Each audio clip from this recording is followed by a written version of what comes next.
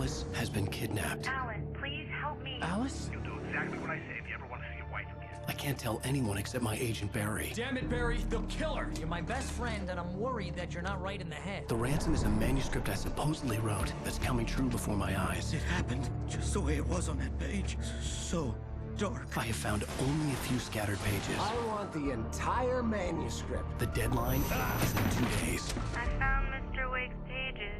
Good girl. How the hell did she get her hands on the manuscript anyway?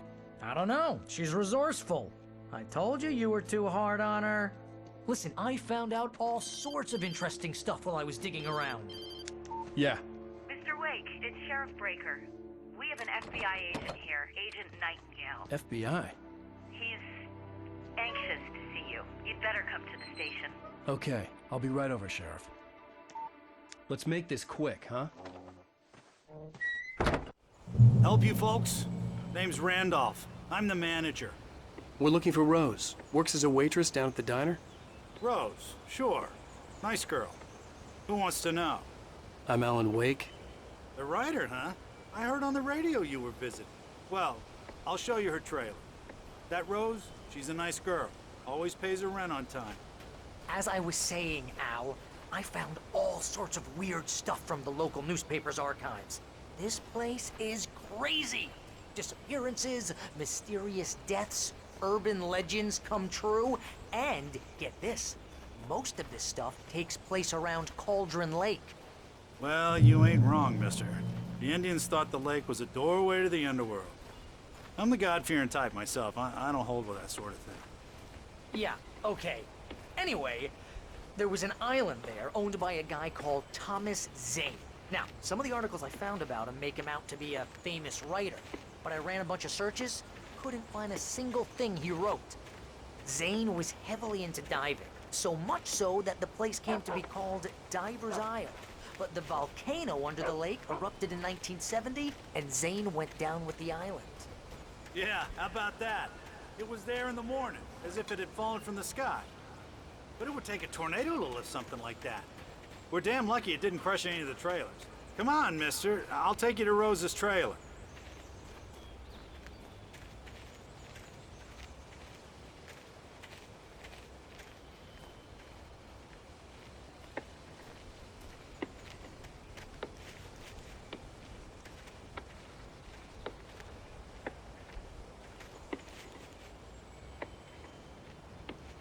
It gets better. A local girl, Barbara Jagger, drowned in Cauldron Lake just a week earlier. They were lovers. Sure, Jagger's a local spook store. The Scratchin' Hag. Comes for you in the dark. Childish stuff like that. Anyway, Al, I'm just getting to the best part. All of the articles about this stuff were written by Cynthia Weaver. I asked around, and she's that crazy bag lady you met. What, the lamp lady? She can be a little loopy, but she's not homeless or anything. Yeah, anyway, she knew both Jagger and Zane before they both died, and she had some kind of a breakdown.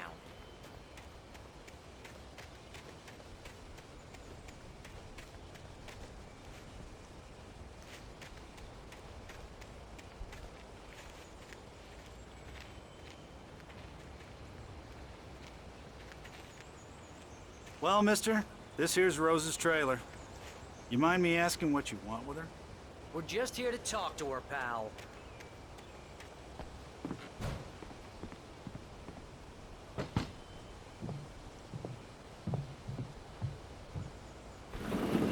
Welcome to... Oh dear, Mr. Wake.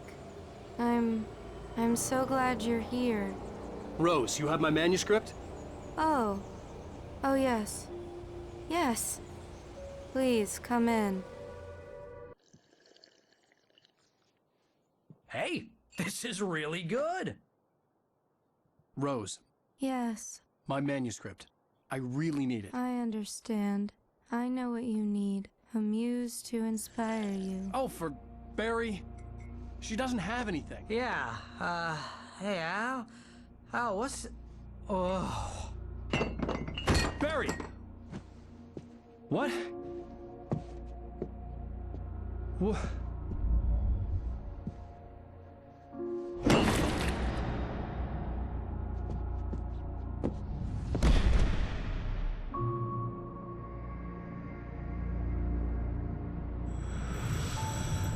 It's coming for you, hiding in my barber's skin. I'm too weak to stop it. You must turn the lights on. I promised I'd come visit you and your lovely wife. You must finish what you started. I insist. You must turn the lights on. Turn the light on. Back to work, boy.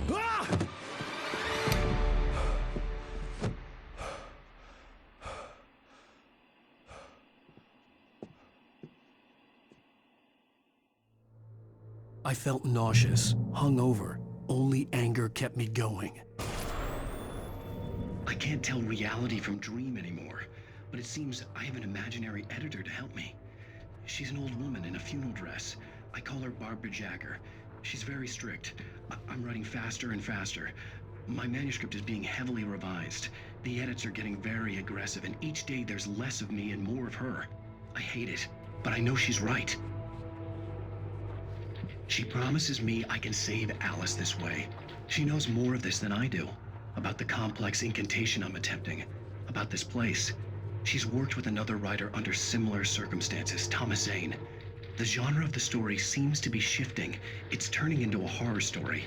I'm getting close. I can feel it.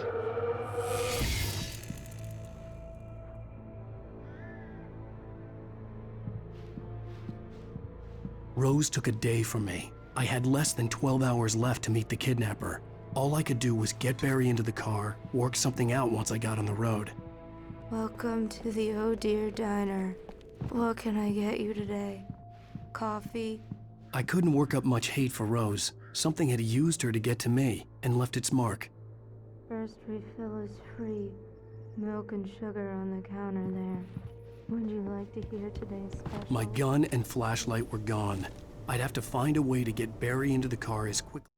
Mr. Randolph liked Rose. That little smile she had.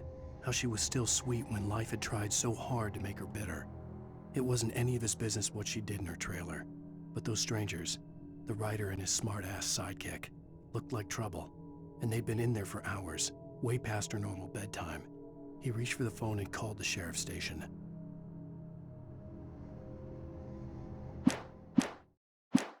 As possible. There was no time to waste.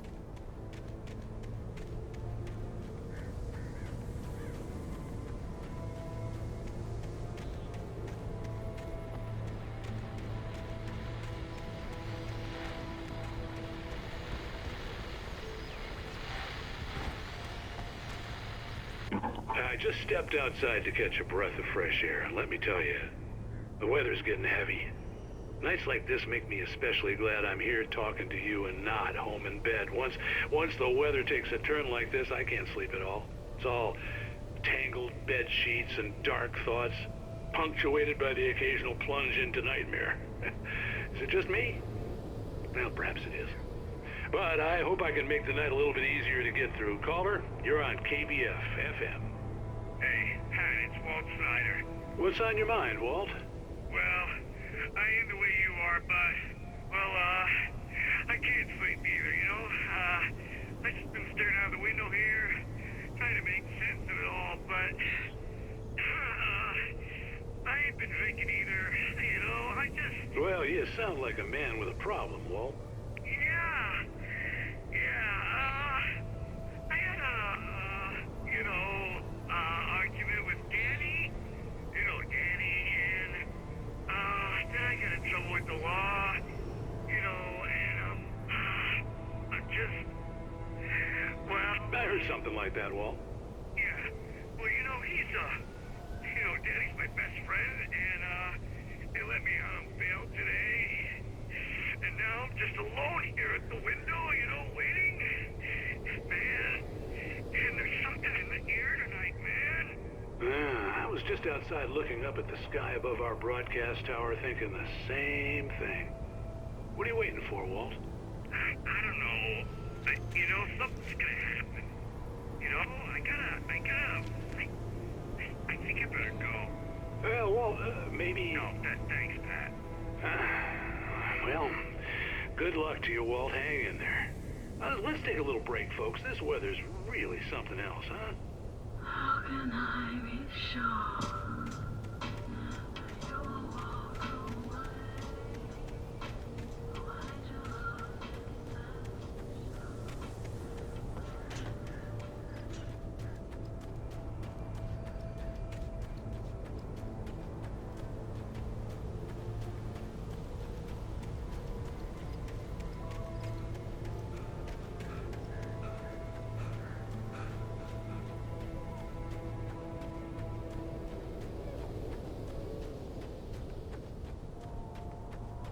Oh, you're gonna get it now. God knows what you've done to that poor girl. This is Agent Nightingale, FBI! Get him up, Hemingway! You're under arrest! You move a muscle, I'll unload right in your goddamn face! Stay right where you are, Spillane!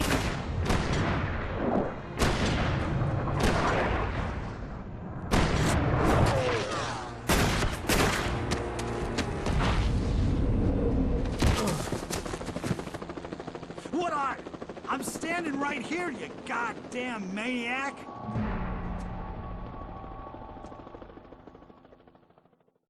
I hated to leave Barry behind, but there was no way I'd miss my appointment with the kidnapper. Give it up, Mr. Wake! Come on!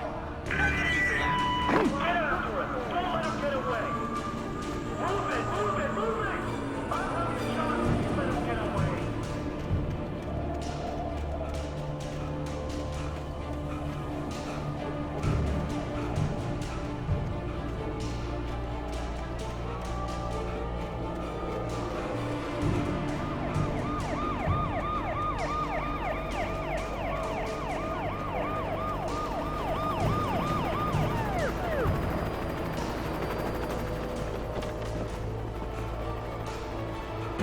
There he is!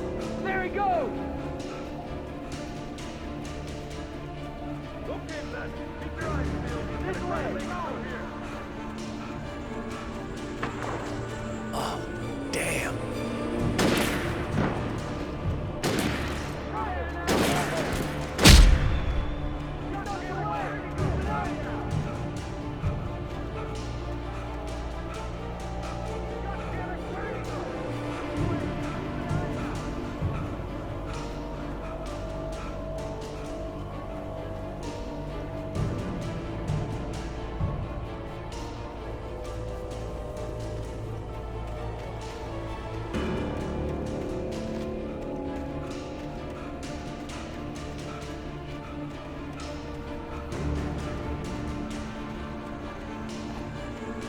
Gone! Come on, guys! We need to head him off! For decades, the darkness that wore Barbara Jagger's skin slept fitfully in the dark place that was its home and prison. It was hungry and in pain. It dreamed of its nights of glory when the poet's writing had called it from the depths and given it a brief, terrible taste of power and freedom. The rock stars had stirred it from the deep sleep the poet had sunk it back to in the end. When it sensed the writer on the ferry, it opened its eyes.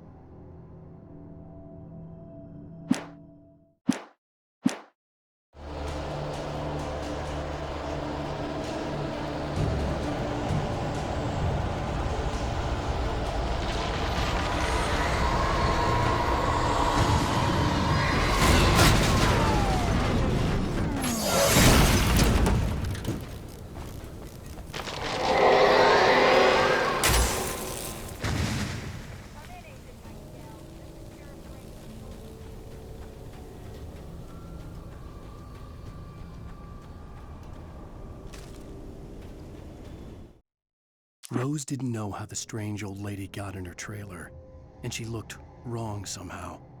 The woman showed her teeth in an approximation of a smile and traced a finger down Rose's cheek. "Pretty girl," she said.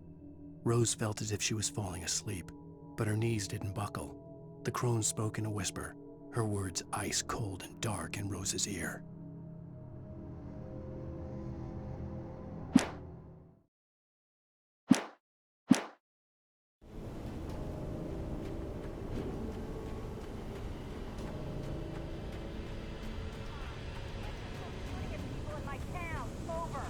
I'm a federal agent pursuing a fugitive. You want to discuss my method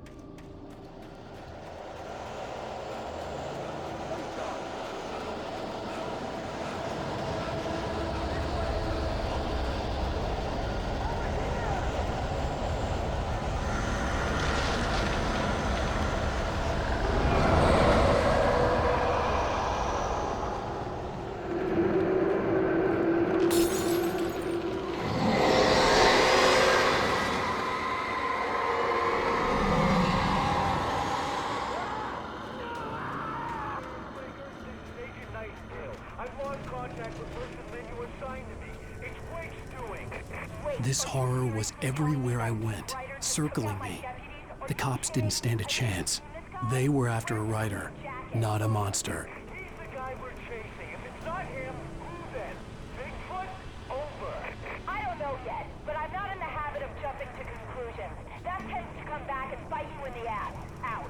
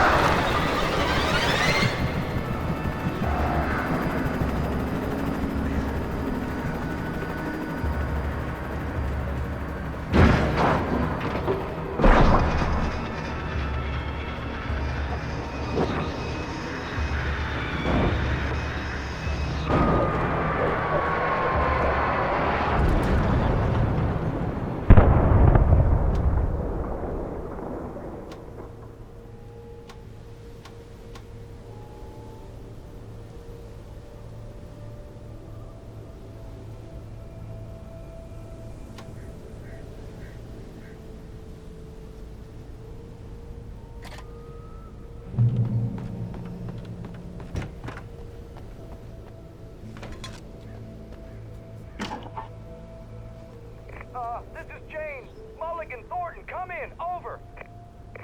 Thornton here. James, we got both Wheeler and Rose in custody. They didn't put up a fight or anything. Why, they were... Hey, what are you... Come on! Sit down and give me that. James, Mulligan here. Over. Go ahead, Mulligan. Over. We got Wheeler and Rose here. Wheeler's drunk or hopped up on something. Speaking of which, that Fed had a pretty distinctive whiff of Otis Scotch about him, if you know what I mean. Over. I don't have anything on that, Deputy Mulligan. Over. Well, whatever. Anyway, Rose is just being plain weird here. You better get Doc in to take a look at both of them. Over. Gotcha. You better get them here quickly. The Fed's gonna want to interview Wheeler. Over. Oh, yeah, I could see the lights of the radio station in the distance. Mulligan out.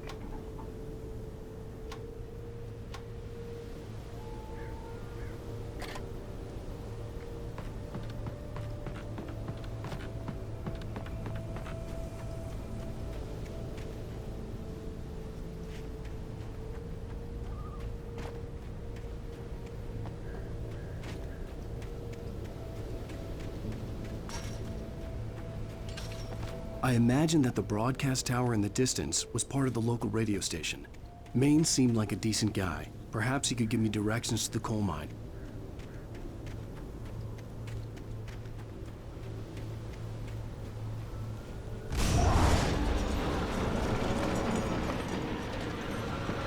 Unnatural shadows clung to the gate.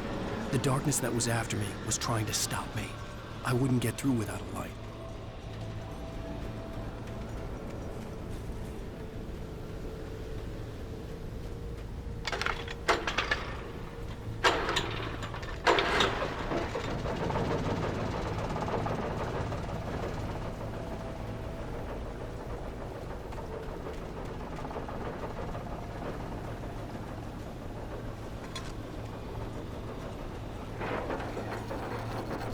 The old generator conked out. I'd have to see if I could fix it and try again.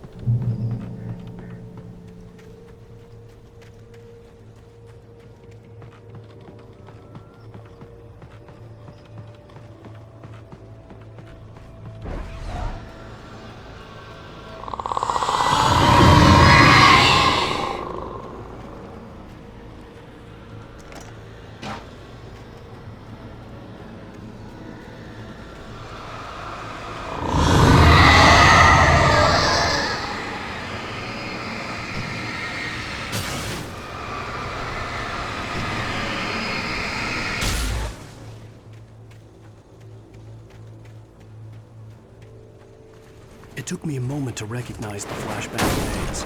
They were an ideal weapon for my situation. Team 1, come in. Over. Team 1, this is Sheriff Breaker. Report. Over. Team 2, come in. I need a report. Over. Come on, guys. Talk to me. Come in, please. Over.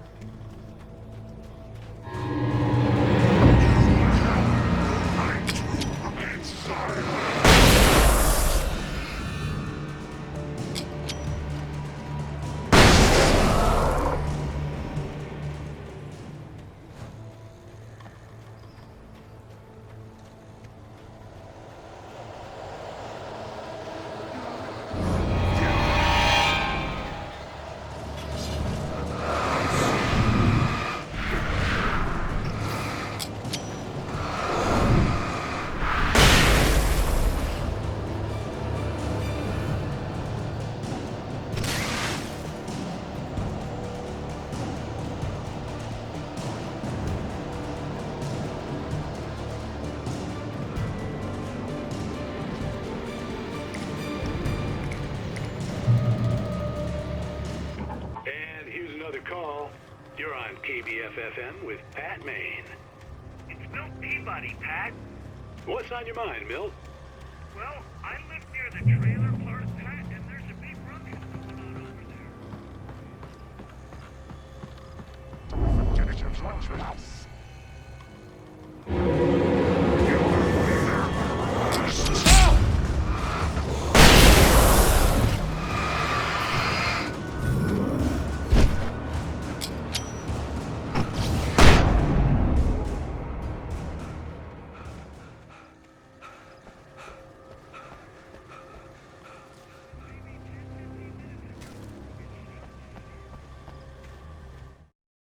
Touched by the dark presence, Rose was lost in a dreamland where everything was drawn in black and gray crayons. The old lady had promised her that all her wishes would come true. She would be Alan Wake's muse. She was smiling so hard it hurt her face. She crushed a bottle full of sleeping pills into the coffee. Deep down inside, she was screaming in terror.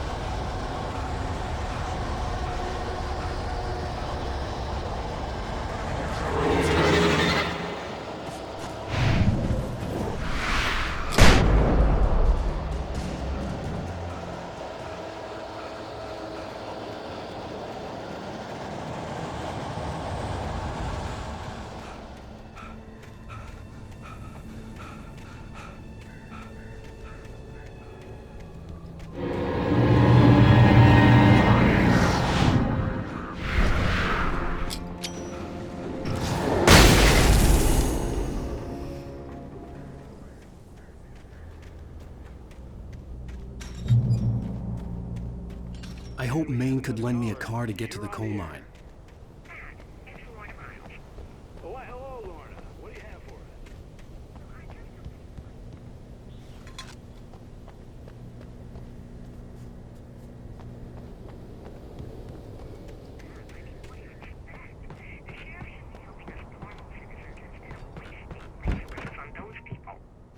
Well, The rest of try to sort themselves out.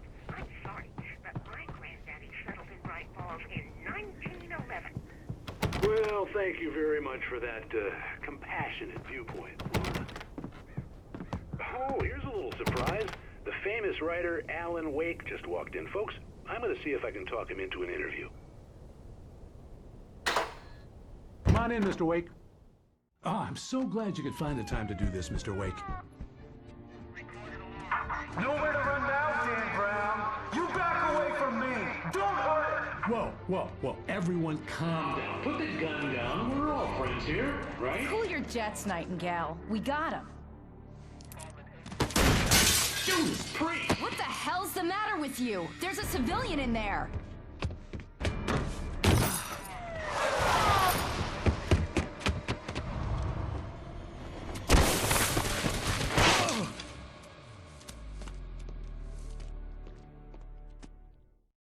I'll get you yet, even if it kills me. You hear me?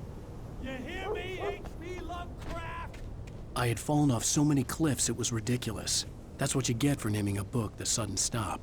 It was probably good I hadn't had the chance to tell Maine where I was going. I'd have to lose the cops and find my own way to the mine.